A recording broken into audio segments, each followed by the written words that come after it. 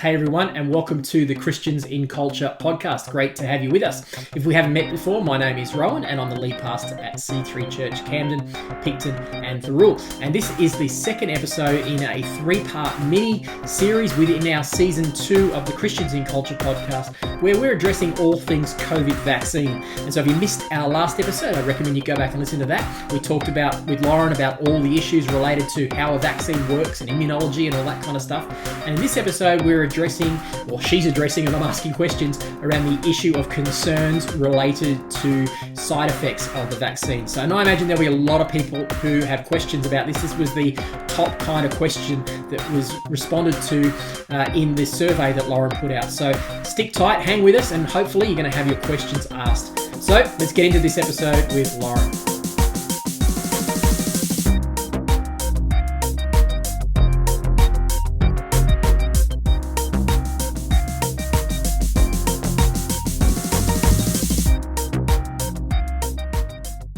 Question we had was, what about toxins? You mentioned aluminium. I've heard formaldehyde, different. What about toxins in vaccines, and what's in these vaccines that we're taking at the moment?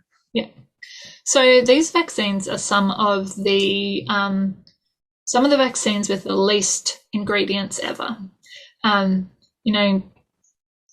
Obviously every single vaccine ingredient that's ever been made has been tested and all the rigorous safety requirements have been passed.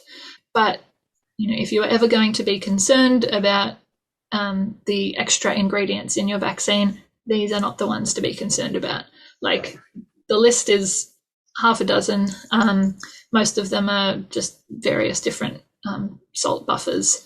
And I think there's probably only one ingredient that has been the subject of any real concern, which is polyethylene glycol, PEG. Mm-hmm. The reason why that can be a concern is that it's a really common ingredient in makeups and cosmetics. And so while that means it's a very safe ingredient, it also means it's one that our bodies have seen before. And anything like that we apply to our skin is something that we can have an allergy to. Right. Okay. And so, people who are very reactive to things like makeups may need to just check with their doctor that they're not allergic to this PEG. It was very early on, it was sort of flagged as a concern, but it does not seem to have played out as something that's causing problems. So. And is the reason that there's less ingredients and less toxicity because of this new technology, that it's much simpler to get the vaccine and deliver it into the cell? Is that the reason that, from what I understand, a lot of these other peripheral toxins or things that we use were all part of the package, really, not the virus that they were trying to distribute? Yeah, no, that's right. So the thing with the mRNA vaccines is that they have this 2-in-1 effect. So the mRNA both stimulates the immune system because there's part of it outside the cell where it doesn't usually exist. So that causes that little bit of localized inflammation, and that's why the pain in your arm is not a side effect. It's a good effect. We want that one. We need that inflammation to tell our immune system this is something to learn to fight. Yeah, so the mRNA is doing all of that, and there's not really much else that's needed other than the little lipid capsule. And so the big words that you see when you look in the ingredients for the Pfizer vaccine, they're the fats. They're pretty similar, like cholesterol is one of them. It has cholesterol in it, and it's okay because it's such a tiny amount, and it's such a small amount. Turns out cholesterol is actually not that bad for you. But anyway, that's a very different story. Yeah, depends on what year you lived in, didn't it? You could have eggs, you didn't have eggs. You had egg whites, you didn't have eggs. That's right. The AstraZeneca, on the other hand, it doesn't seem to have that much adjuvant, and I actually don't know why that's the case. It must be, that particular viral vector does a really great job of stimulating the immune system. So. Now let's talk about the trials. So that was a question that was coming up before we got to side effects. A lot of people were asking about, and I've heard this, the trials were rushed. Normally we take 7 years to get a vaccine or 10 years to get a vaccine approved. We rushed this out without FDA approval. Yes, there was, EUA, Emergency Use Authority, EUA. What answers do you have to the concerns about how quickly the trials were expedited? Yeah. Yeah. Project Warp Speed, as Donald Trump called it, I believe. Yeah, look, I am really confident that the speed at which the COVID vaccine was developed will go down as one of the greatest successes of science. It has already saved countless lives, and it was prioritized for a reason. This is humanity's answer to viruses. Yeah.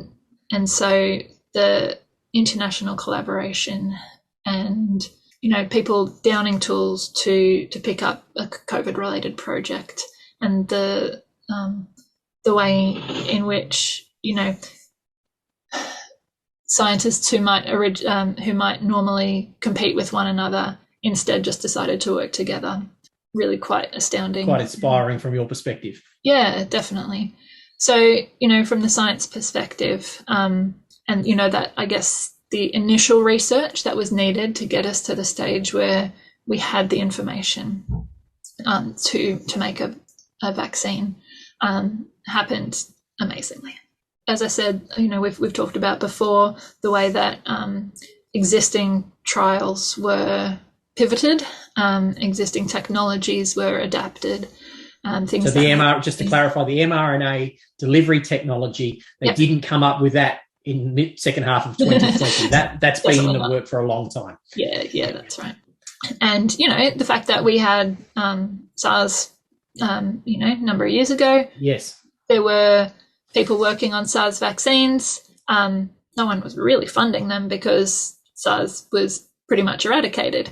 When you have a coronavirus that causes very severe symptoms in pretty much everyone and infects, it doesn't get very far. So that's worth clarifying. Originally, SARS-1, yes, it was highly symptomatic, so lots of people got it, which made it easier to diagnose. SARS-2, the issue is that it's asymptomatic, and a lot of people, they don't get it, and a lot of times they're contagious for a period of time before they get it. So that's what's really made it worse, even though it's probably in some ways it's maybe not as deadly per person as SARS-1. It's the fact that it spreads. It's simply a numbers game, isn't it, really? Yeah, no, that's exactly right. And, I do wonder if so they avoided calling it SARS in the first place, when it first came out, because they didn't want to scare people. Right. Like, this was obviously a SARS-like vaccine. They knew it was a coronavirus, but they were careful to say, no, this is not SARS. This is a new coronavirus that we haven't seen before. It is related to SARS. It's in that family with SARS and MERS and things. But, don't freak out. If they had called it SARS-2 to begin with, I think some of this conversation would look different. Right. We would know that this is something to be concerned about. We already feared SARS. Yes, there's enough. And I'm not saying that we should have promoted fear. Please don't hear it that way. But I think we would have understood more what it was, and we would have also understood why it is that we actually do have a lot of understanding and a lot of approaches in terms of vaccination already. So right from the beginning, not just in America, but all around the world. And again, there was incredible amount of collaboration internationally as well. Like the regulatory authorities went into overdrive and collaborated really well with each other as well. So there were international task forces around this thing. So there was a commitment right from the beginning that it would not be rushed. The safety would be top priority because the goal here is to save lives. Yes. And so we needed to make sure that if we were going to roll something out across the globe to save lives, that it was safe and effective. So there was a commitment to not skip any of those important safety considerations. I'm sure there would be people who, the moment the very first, like in the movies, it's like, we've got the antidote, quick, get it out to as many people as you can. Yeah, it's right, spread that, get that thing out there. Yeah. Like the outbreak movie. We had skipped some of those safety steps, it would have been foolish, but we could have got it out sooner. And so, the papers where they did these incredibly massive trials, around 30,000 people in these stage 3 trials. So the actual trials are about normal. Stage 1, stage 2, stage 3 trials. Yep. They happen in your hero Francis Collins. I remember hearing him talk about this on that podcast back in April, and he was saying, and he's the guy who's signing off on all this. And interestingly enough, in the last week, Lauren, I was listening to him an interview with NT Wright that he did like in July when they were just starting the podcast. I hadn't heard that one about it. When they were starting the trials about 18 months ago. And I heard him say before any of this happened, he said, I'm not going to cut corners on this. Yeah.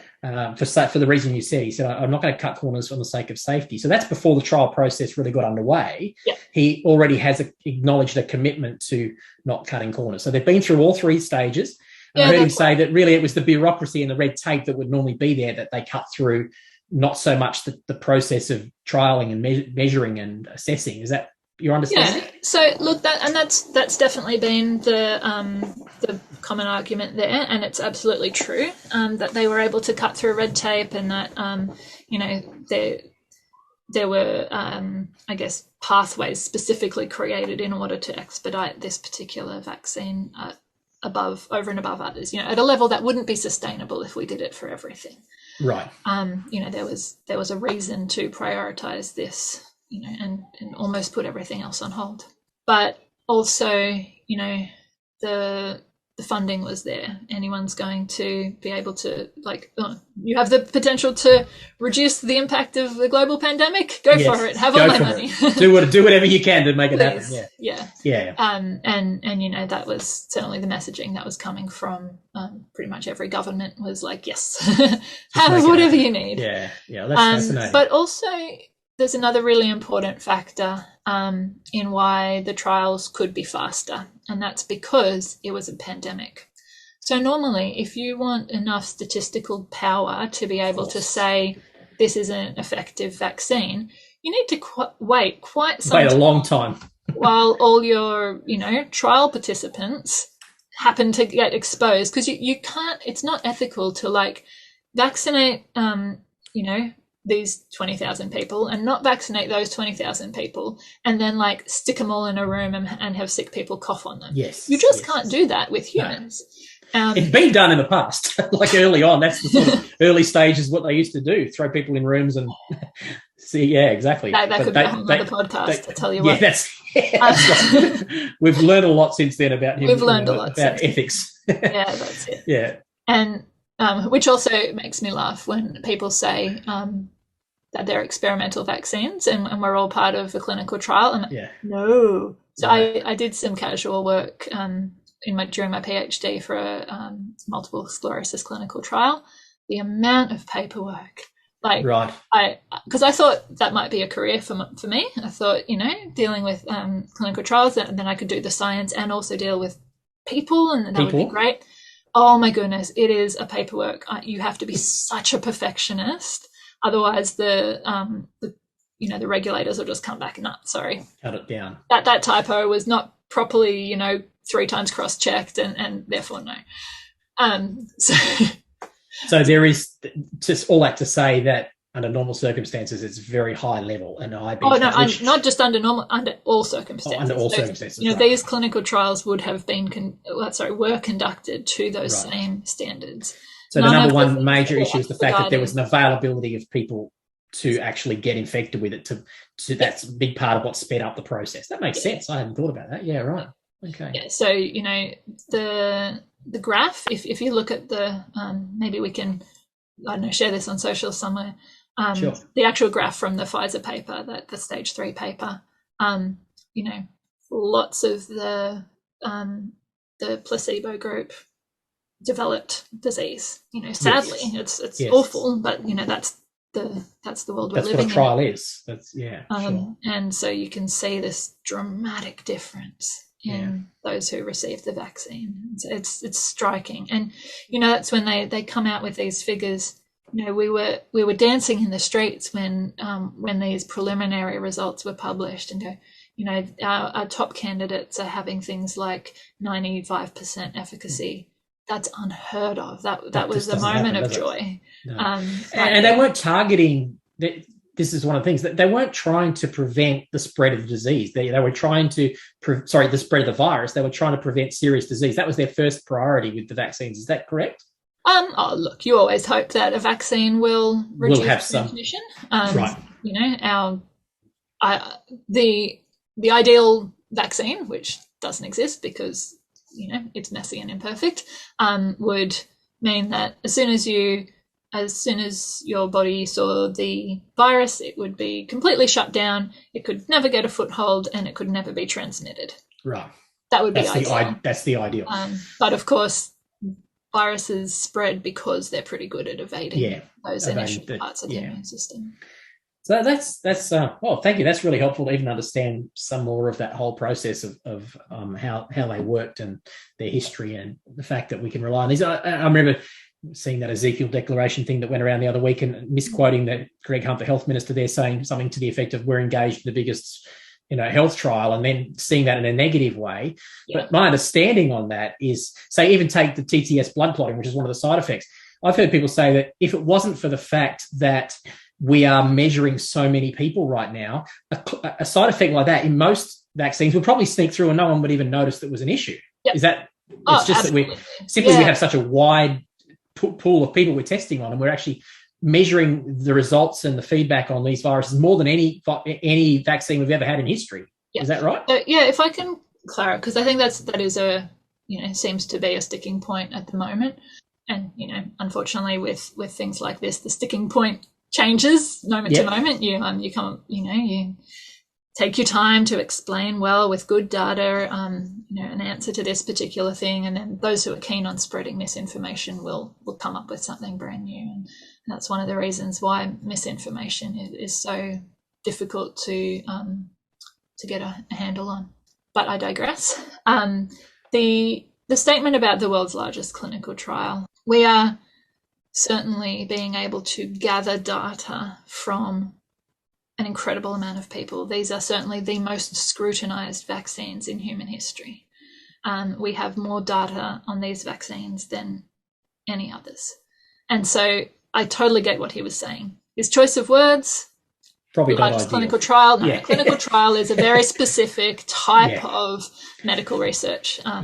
And so certainly we're not all, you would have known if you were signed up to one of those, there would have been many all kinds of disclaimers that you'd sign your name to. Yeah, that's right. Right. And we heard stories from those original clinical trial participants, and we thanked them at the time for their bravery, because that is a bit scary, Sure. But there were thousands of those. They're done and dusted, and the evidence is great. The side effect profiles are minimal, and so we can be confident that all the regulatory bodies have given their expertise and their absolute due diligence to this to make sure that it was effective to roll out to a whole population. So Greg Hunt's words aside, rather than that being something of concern, that actually I feel that should give me a higher degree of confidence, because it's more likely we're going to pick up these side effects than we otherwise would have. Yeah, so absolutely. So it's the opposite of what is the message that's often being perpetuated out there. And they've been called experimental vaccines. They're trying to roll out this experimental vaccine, and it's really not. Like it was for a little while. It was experimental. It was in a clinical trial. No one else could get access to it at that time. But now the clinical trial is finished. We have the data, and that was then able to get in the States what they were calling an emergency use authorization. We've seen these early results, and I'll come back to that word early results in a second. In Australia, it's called a provisional registration of the vaccine. So, the TGA in Australia has given this provisional registration. It is approval. These are approved for use for the prevention of COVID. And so I think, anyone who's labeling them as experimental is doing so for a reason. Right. They're choosing those words to stimulate some kind of fear or concern or mistrust or something like that. Yeah. So if you want to call them provisional, that's fine. And so let's talk about why they're provisional. And this goes to another really common thing that came up in our surveys is we have good data on early side effects. Okay, we have pretty much got access to the entire medical history of the entire country of Israel that was vaccinated early. Like, we have amazing data. And they are at the top of the world in terms of the level of information they've collected is huge, isn't it, compared to a lot of other nations? Yeah, that's it. And they had arrangements. It was a great arrangement. I wish Australia could have done that. Early access for and lots and lots of attention in terms of data. I think that's awesome. So we can be very thankful to Israel for doing that, and for they weren't the guinea pigs either. Again, the guinea pigs that was were after people the who stage signed 3 us trials again. But we're fortunate that they enabled us to have access to that beautiful data source. Great. So we have unprecedented levels of information about, say, the first 9 to 12 months of reactions. But what people are worried about, and I really do understand this fear, is that, say, in 5-10 years' time, we're going to go, oh, it turns out that being vaccinated against COVID puts you at very high risk of such and such. We didn't know. We are sad. And people are wanting to wait for that level of data. And, those sorts of long-term clinical studies are often required for a full approval of some treatments. Like, if you're going to be on a medication and you're going to be on it long term, you want to know that taking it for 10 years isn't going to lead to some sort of cancer liver failure or something like that. And so we need that long-term data for I guess to take it out of the medical, asbestos would be an example of something that people didn't know about until much later, that it was unhealthy and was causing lung cancers and so on. So that would be something that is in a similar sort of fear category, I guess, is what you're expressing. No, that's it. And so I really do understand people's reluctance, because this is presented as something new. It's presented as something that we only have, and there have been lots of seeds of fear sown about, it could cause long-term issues with fertility, or it could cause long-term issues, with whichever flavor of the day thing is going around. And look, I do understand that. And I guess, if you wanted me to say with 100% certainty that down the track we won't go, turns out the COVID vaccine increased the risk of, say, a particular autoimmune disease, no one can give that level of certainty. What we do know, though, is that, let's say, take the Pfizer, for example, because I think, the newness of the mRNA is a big concern to people. The only new thing about the Pfizer vaccine or the AstraZeneca is the spike protein. And the people in the world who have had the highest levels of exposure to the spike protein are people who've been infected with COVID.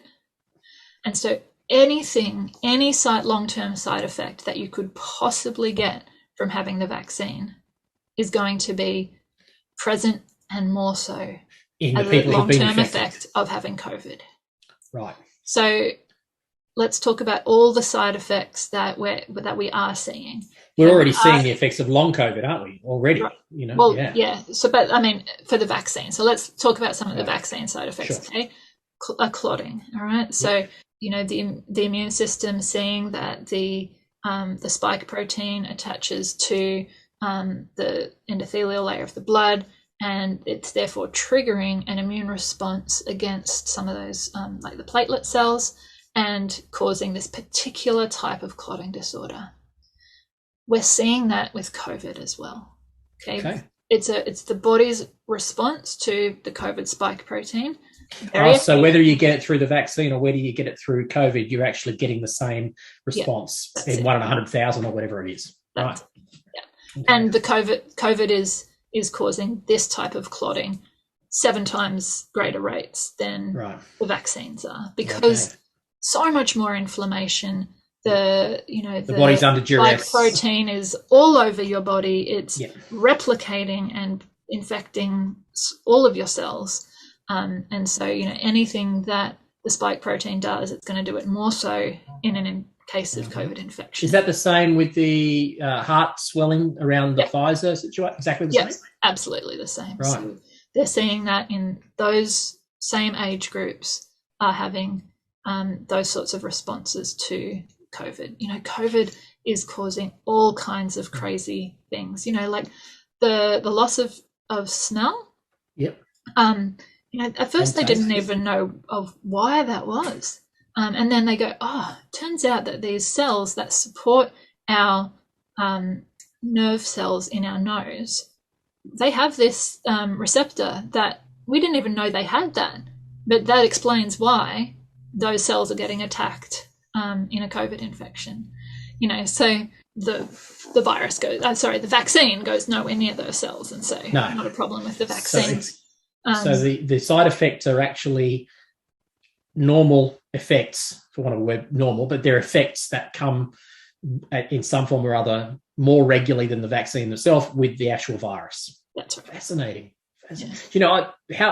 It's disappointing because some of the questions are around, getting information out there, because I don't think I've heard that explained clearly like you've said there.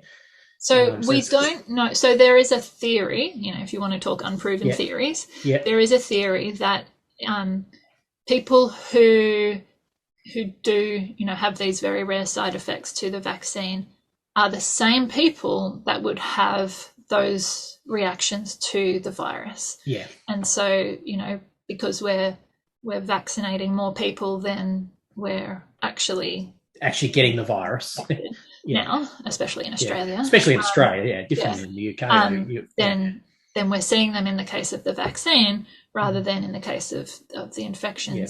But if those people had gotten the virus, they would have had that particular response and worse, is the theory. But it's unproven.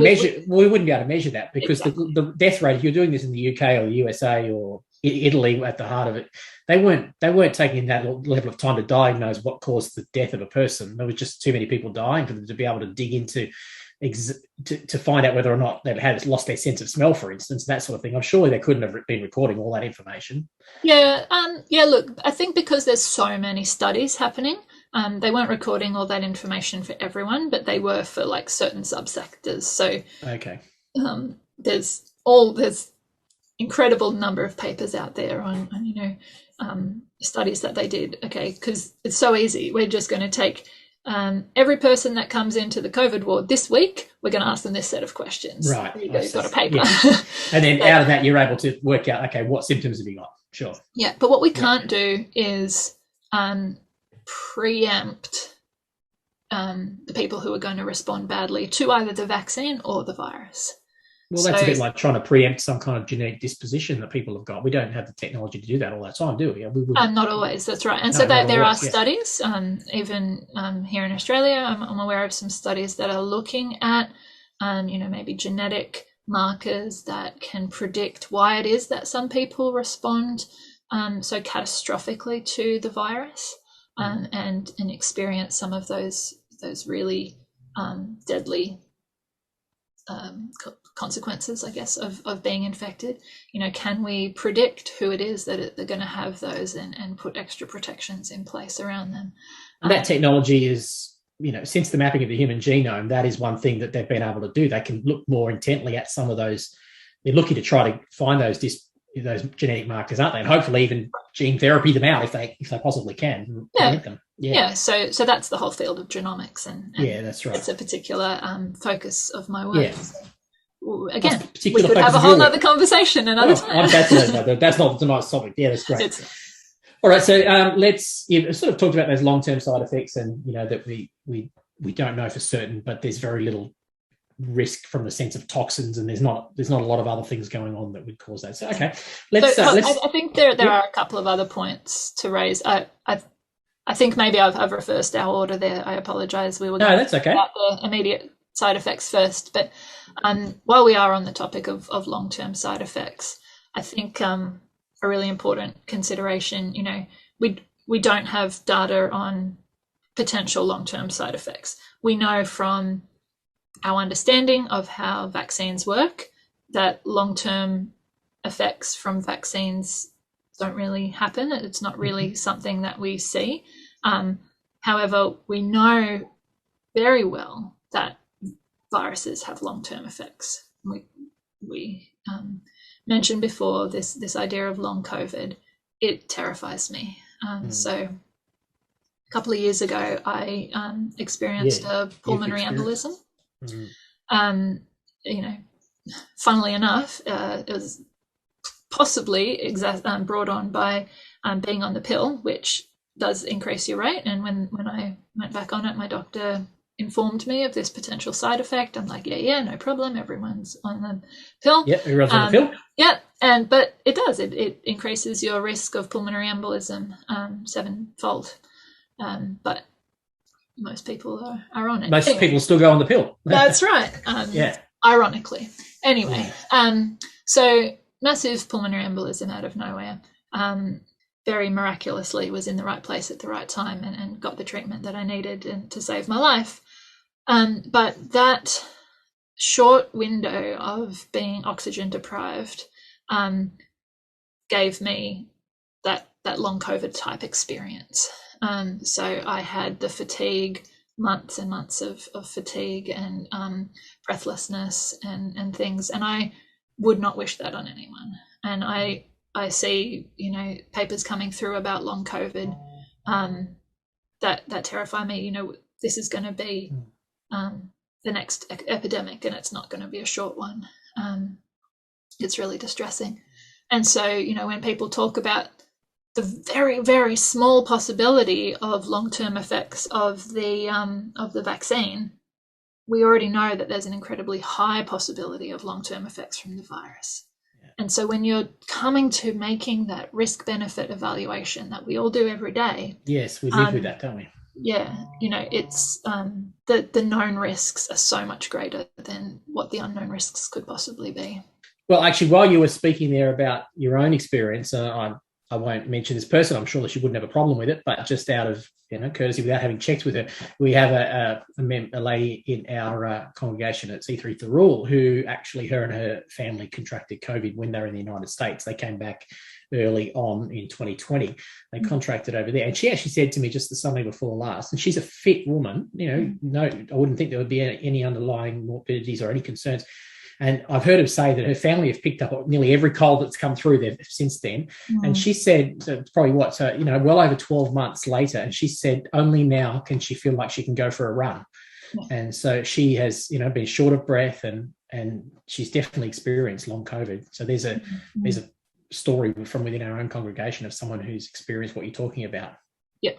Yeah. So that's, if people are talking about fear mongering and people being, it's 99% survival rate and things. I've never worried that I would die from COVID. I certainly worried that some of my older family members could be more at risk. But yeah, I do fear long COVID. I have reason to, and I think others do as well. Having walked that journey of an extenuating disease over a longer period of time, you don't want to go there. I hear that. Yeah. COVID, the reason that it has these long-term side effects is because of damage done. So, organ damage, is that what you say? Sorry? Is it organ damage? Yeah. Yeah, that's right. And damage to the blood vessels in particular. So the long-term effects are done by the acute damage. And I think that's worth knowing because are we going to willingly inject ourselves with this spike protein that is associated with all these problems? These are the problems. Okay. But it's about what's happening at the time. So at the time of vaccination, you will get a sore arm, and you might get a fever or fatigue, headache, some of those. But what you're not going to have is ongoing inflammation in all of your organs and the spike protein being produced and replicated in multiple sensitive parts of your body, and your immune system trying to fight it there. it stays in your arm. Yep. Tiny little bits of it might get around about the place, but nothing compared to what happens in even a mild case of the virus. Okay, right. So Jill would say she tends to pick things up fairly easily, but she had with her first Astra, she was pretty sick, pretty much for a week afterwards. I mean, she said she was right the first night, the second night, so about 30 hours afterwards, she had fevers during the night. So she probably got a pretty bad dose of it.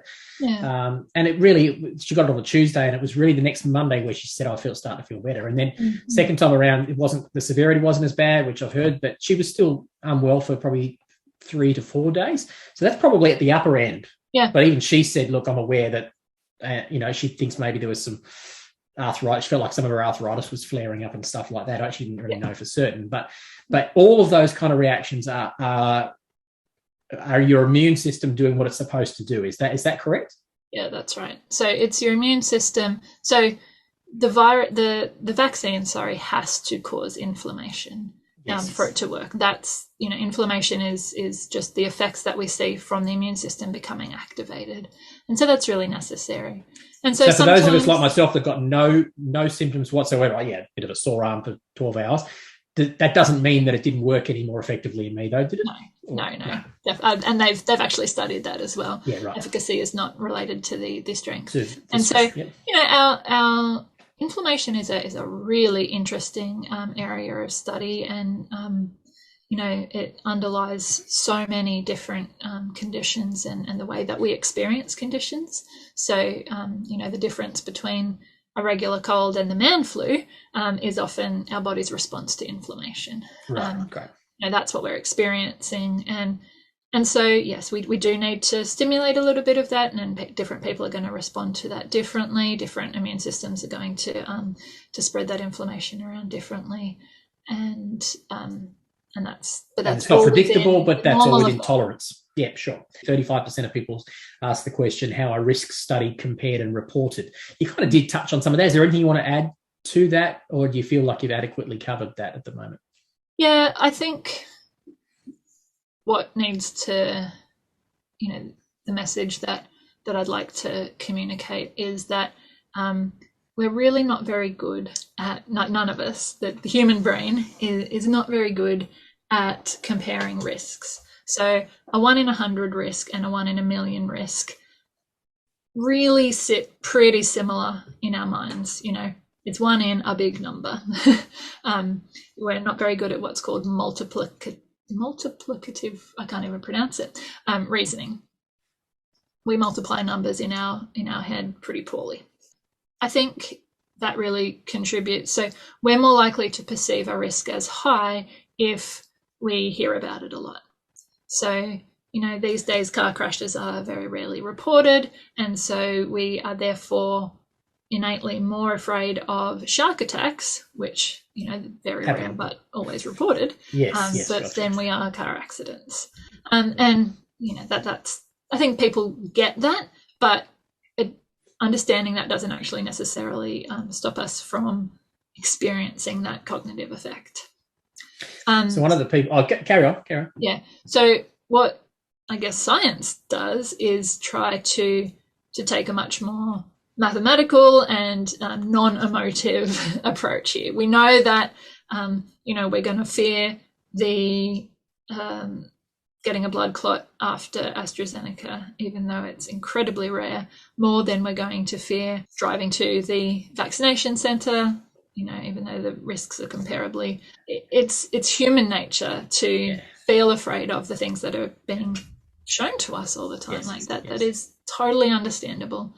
And so we need to be able to, that's why I love data visualization as a means of communication, because, let's use our very clever eyes to look at the difference in pictures. And so, there's a great one going around with grains of rice.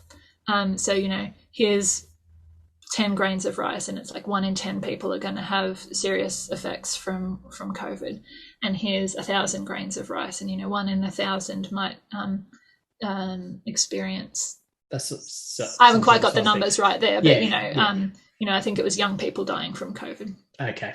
And then here's the number of grains of rice that represent the risk of getting a blood clot with AstraZeneca. A lot of bags of rice. It's like a lot, right? Because we're like, oh yeah. Oh, I get it now. 1 grain of rice isn't going to fill my tummy. That would. Yeah. Okay. I get gotcha. It. Yeah, right. What you're saying, it's visualizing it in a way that bypasses the pure numbers. Mm-hmm. Yeah. So, back a few months ago when there was just a few cases of COVID in Sydney, and there was the debate about whether young people should have access to AstraZeneca vaccine. Yep.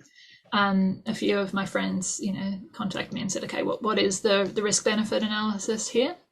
And thankfully some brilliant mathematicians had done that. Had already done that. Yep. Produced some things. And so there were different levels of virus prevalence that made it worthwhile. But they were comparing the risk of getting a blood clot to the risk of being hospitalized with COVID, I believe. And yes, if you get a blood clot, you'll be hospitalized, but the chance of death there was like 4% at the time, and continually improving as they figured out how to detect them early and treat them well. And even then, even when the numbers still fell on the side of 20 cases a day sort of thing, of get the vaccine. And I was saying, look, this is only the maths is only looking at the 4 weeks after vaccine, but you'd be protected for much longer than that. So even when I was saying, look, the maths would say go and get the vaccine, the GPs were still saying no. No, that's right. No, sorry, not willing to take that. Well, they wanted to have that approach. They wanted to be protected, didn't they? That's right. Yeah, which is understandable. Risk they don't want to be averse, liable. Yeah, risk averse. Exactly. Yeah. As the cases increased here, that risk calculation changed to the point where then the advice was anybody the best COVID vaccine for you is the one you can get today. And even the other thing they did is they said, well, let's bring it forward from 12 weeks to 4 weeks or 4 to 6 weeks. But that was the same thing. There was going to be a trade-off in terms of long-term effects, but we could boost that later. But the risk was you might get it when you've only got one dose, and you're better off getting extra immunity from a second dose. So it's that same. It's risk. What did you call it? Risk aversion. And every decision we make, we're weighing up risks and benefits. Yes. But unfortunately, we're not always doing that based on accurate information, and it's usually getting filtered through our preconceptions. Right. So that availability bias, the information that's in front of us. In front of us, we assume that's correct. Yeah. We give that a higher rating. That's it. It skews it. And so if you look at the best quality data and you remove fear and emotion from it using maths, maths is good at that. It's very non-emotional. Maths teachers aren't known for emotion, are they? Then we can make those. Then you call it a well-informed decision, right? Yes. Gotcha. I think the rest of the concerns and the rest of the conversation, I think, is then about what are the factors that influence that risk-benefit calculation in our head. What are the influences on the perceived risk? Because that's then what's going to make us feel confident and feel trusting or not. So that's helpful. That's actually a really good segue into the next major question. I've got one sub-question that I'll ask you before we get there, but that whole idea of risk aversion and measurement and all that, we'll pick up again in the next phase where we're talking about reporting and people reporting statistics and how do we trust them and that. But before we do, there's one subcategory there under risks and the immunisation that a couple of people had asked, and that was around our body's natural immunity, which you've already explained and how wonderful and amazing that is. Yes. So there's some people who are saying, well, why aren't we just coaching people in how to activate our body's natural immunity to do this better and so on? So do you want to comment on that aspect as well? Yeah, for sure. So I hope the way that I described the immune system right at the beginning is helpful in that regard. So a very healthy immune system still only has a few cells that are going to recognize that spike protein. And so, yes, we should be looking at and doing all the very best things for our immune system.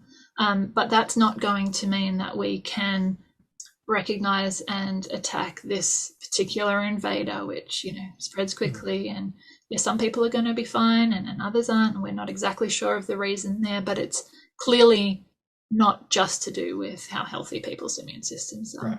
Anyone that wants to tell you that if you're fit and healthy, you are completely protected from negative effects from COVID, that's a mistruth. And we have seen some of those. Exactly. Perfectly healthy people just completely dropping dead on the spot with no warning, that sort of thing. I mean, it's not as common, but it is happening. Yeah. And like with everything, those with underlying conditions are at greater risk. And the older you are, the greater your risks are from COVID as well. But we need to remember that approximately 30 up to 50% of Australians have an underlying condition. This is not rare, and this does not mean that they don't deserve the full protection the community can give. Great thought. Well done. Well good. We've got two categories that are linked together. We're talking about that have come up is safety for children and all that goes with that, and safety for women, pregnant women, breastfeeding, fertility, all of that. So let's lump those together. Yep. And the approval process for children. Some people saying, I don't want to get my kids vaccinated. Other people saying, why aren't kids vaccinated yet, etc., etc. So do you want to talk to those issues? Yeah, I thought that was really interesting in our survey, that there were probably as many people concerned that they couldn't get their children vaccinated. Yeah, I was fascinated by that too. I get that as well. Like, on one hand, I do not want to take my children to get vaccinated because there is a chance they will bite me. But I took my sons to get their second vaccination at the doctor the other day, and there was a little baby in there getting its vaccine, and we were in the waiting room, and the screaming was poor little kid. Right. Look, there's very good reasons why we don't like vaccine. It's something sharp going into our body. We're not meant to love that. I do get that. And, when it comes to the health of our children, especially when it comes to long-term side effects, our children are still developing. There is legitimate concern there. Again, Australia is lucky. Other countries are going first, and we're going to have really good data by the time we even have enough vaccines for our children. So what are they working on? Trying to figure out exact dosages? Is that one of the reasons, or safety? Are they're basically back doing trials on children? Yep. Is that where they're at? Yeah, absolutely. So the trials for 12 and up have been completed, and really good efficacy profile and safety profile there as well. So I think the myocarditis in young males is the primary concern, and as we've said, again, it's a sucky virus, and it's still the risk-benefit ratio still lies on the side of the vaccine there. The younger children, younger than 12, trials are ongoing now, so there's nothing that has completed those trials, so there's nothing approved yet, and those trials are being conducted, and we just need to wait and see what the results are there. There's certainly a lot of concern about sending children back to school in the UK and the US, and they are becoming hotspots and seeing a lot of breakouts around schools. And there's a lot. And that's something that really Delta, it wasn't as prevalent with younger gen. Is that right? Delta seems to be more transmissible in children than Alpha was? Yeah. Or is that just sheer numbers?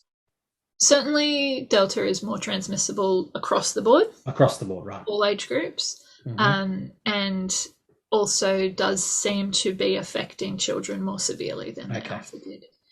So, we're seeing children hospitalised and in the ICU, whereas we didn't say in Melbourne with the Alpha. So that is certainly worrying, and there are ongoing. You can understand parents concerned about sending their kids back to school while that's not confirmed or sort of and can we get primary school students to socially distance and wear masks? No, that's right. These are legitimate concerns, and we do hope that the information about the trials for children turn out to be as positive as other age groups, and that we can get them protected as well. What sort of time frame are we looking at, do you think? for under 12s? I am not actually sure where those studies are up to. I know they are underway. I imagine they're trying to do it as quickly as they could. Yeah. But again, those corners won't be cut. No, they won't cut. Especially with young yeah, sure. They're going to be very, very careful there, and so they should be. But we just need to hang tight until that's there. Okay. Mm-hmm. Fertility. That's actually a really interesting story around where some of these concerns come from. So there was a German doctor who did some bioinformatics and noticed a similarity in a placental protein and the spike protein. Very, very small similarity, almost negligible consequence. Turns out was of negligible consequence. But, these are the things that we look for if we're worried about triggering autoimmune disease. Mm-hmm. So, that really got overemphasized as a story. So you're saying it got emphasized, but then that was later disproven to be an issue. But like we said before with the MMR thing, the narrative has begun and it's doing damage even after it's been solved. Yeah, that's right. So some very, very good studies have been done looking at the rates of things like IVF success. So, fertility, obviously we can't test long, it takes a while. No, we haven't had the chance. Signals long term, but no, that's right. Big populations of things like IVF, there's been no effect in the vaccinated population. And there's, we can look at these things, we can look at the immune response and look at, placental tissue and whether it's, and none of the studies, and they've been well conducted, none of them have any reason to have continued red flags there, other than hearsay and rumor. So those concerns can be not only you can reassure, but you can also trace where it came from, which I find fascinating. Yep. Okay, that's good to know. What about pregnancy? I understand that the advice is for pregnant women to go and get vaccinated. Yes, that's correct. Yep, that's right. Again, pregnant people is a pretty big population. They needed to double check all those statistics in big populations of vaccinated people, and the evidence is good. If you are pregnant, you do not want to have COVID. No, and there is even some evidence that if you get vaccinated while you're pregnant, that there's a chance that some of the positive effects of vaccination will be transferred to the fetus as well. Is that correct? Yep. Yeah. And that's the case with a lot of vaccines. Right. Newborns, most of their immunity to anything comes through the placenta and through breast milk as well. So definitely extra benefits there, and extra concerns of COVID causing issues. Breastfeeding. I mean, my daughter's breastfeeding at the moment. I think she said she's booked in. I thought she was a little bit slow to get it, but apparently she's now booked in for her Pfizer now. So what's the story with breastfeeding? Yeah, same thing. Really positive benefits there, and ones that can be passed on a little bit. It's not quite the right type of antibody, but that's a whole nother conversation. But there's no harm to mum or to bub in in the vaccine. Yep. Nothing out of the ordinary. No extraordinary. And none of the ingredients are things that are going to make it through to breast milk or have any concerns there. So.